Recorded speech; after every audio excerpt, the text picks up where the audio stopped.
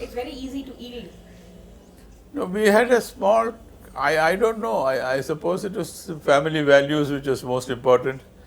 When we were children, we were taught the value of money, we were taught the value of time, we were taught the value of honesty, we were taught the value of hard work. Every possible imaginable work which you can think of in the household I've done. Cleaning the house. In those days there was no gas.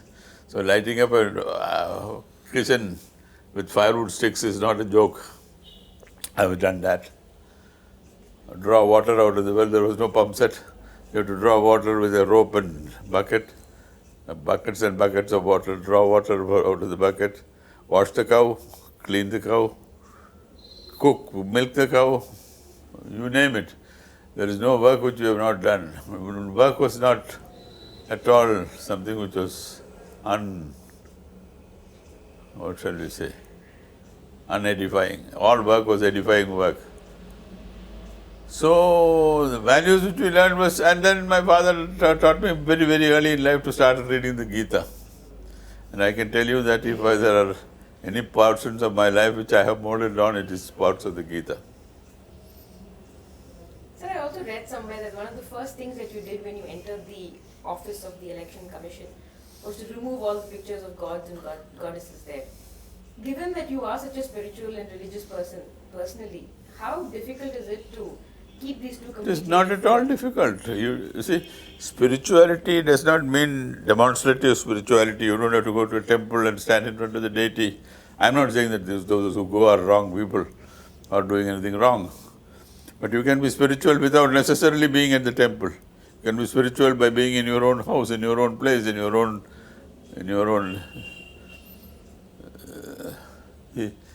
centrality of. I base myself on the Gita. First 1/3 is about Karma Yoga. The second 1/3 is about Jnana Yoga. The third 1/3 is about Bhakti Yoga.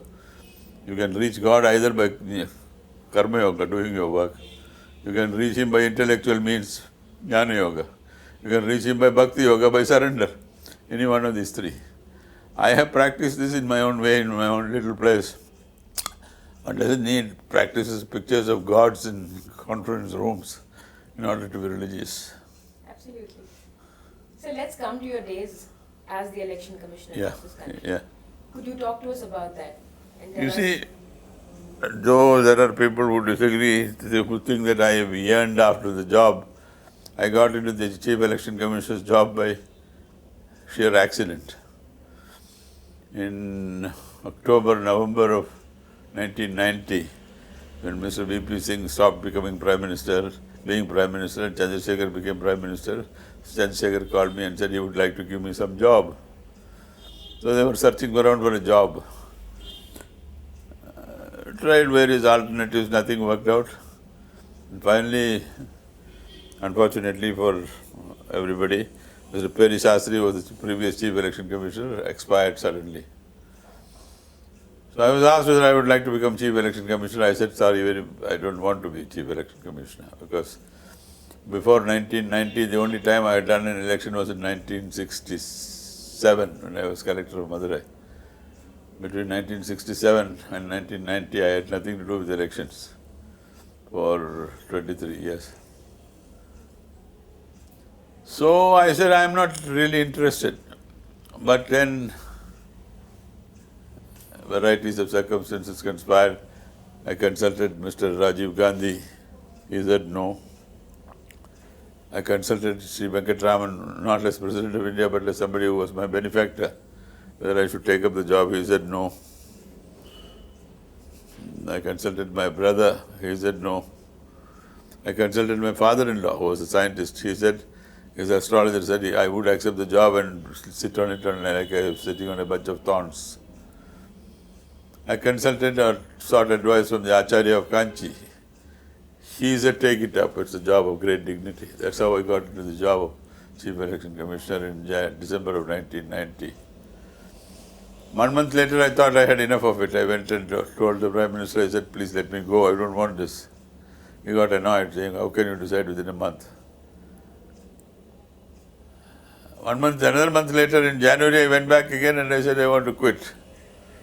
But by March of 1991, things had blown up. Elections were around the corner, so I could not run away from that place.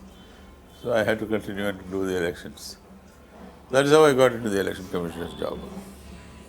So you were responsible for bringing about a lot of reforms. Could you talk to us about some of the reforms? You see, there are several aspects which one would probably like to touch. One was the autonomy or independence of the Election Commission. In my understanding of the Constitution of India, Article 324 and the subsequent articles have intended that the Election Commission should be truly independent. Today you can see across the world, as you read the papers this morning, you can see in Ivory Coast, you can see in Haiti, you can see in various places, the absence of independent election commissions causing havoc to democracies. Our founding fathers in the Constitution wanted the Election Commission to be a truly independent body. Unfortunately, as happens in many things in this country, design and theory is one, practice is another. One of my distinguished predecessors wrote to government and said he wanted sanction of 30 rupees to buy a book. That was the autonomy of the Election Commission. The Election Commission was treated as somewhat of a sidekick of the government. I still remember when I was Cabinet Secretary, the Prime Minister rings me up and says, Seshan, tell the Chief Election Commissioner that we want the election on so and so, so and so. I told him, I said, sir, it is not for us to tell the Election Commission this, it's for us to say we are ready for the election. But the responsibility for fixing up the schedule for the election is squarely and completely that of the Election Commission. I'll give you several instances. The Chief Election Commissioner used to go and wait outside the room of the Law Minister, waiting for his convenience to be called in. I said, I will never do this. I am available at any time, but on condition that the office is treated with respect. In all papers, they used to write Chief Election Commissioner, Government of India. I said, sorry, I am not part of the Government of India. I am part of the structure of this country, but I am not part of the Government of India. Ministers used to send notes. You know, between one department and another in government, there is a method of sending a piece of paper called a UO note. It's called an unofficial note. I used to get a UO note from various ministers saying, do this, don't do that. I used to send them back politely and said, don't send me UO notes. I am not part of your government. So it took considerable effort to satisfy or bring home to government that the Election Commission was of the government, but part of the government, but not under the government. Certainly, people used to ask, to whom do you report? I report to the President, I report to the Prime Minister, I report to the Law Minister. No, but not in, this is like what happened when I was Collector of Madurai. Mr. Sheikh Abdullah once sent for me and said, here is a letter, I want you to send it away without reading it. So I said, well, who is that letter addressed to? He said, President of India, New Delhi. So I said, I am going to read it. He said, aren't you his servant? I said, I am not the President's private servant. I am the servant of the Government of India, but I am not the servant of the President of India. Similarly, I am subject, the Chief Election Commissioner is of course directly answerable to the President of India, but not in the sense of being a subordinate like the rest of the government is. So, establishing the independence of the Election Commission was one part of the whole story. Other thing was that the people did not understand the beauty of the language of the Constitution. The section of the Act says the President shall, on the date specified by the Election Commission, issue the notification. Now you ask the question, are you superior to the President or are you inferior to the President?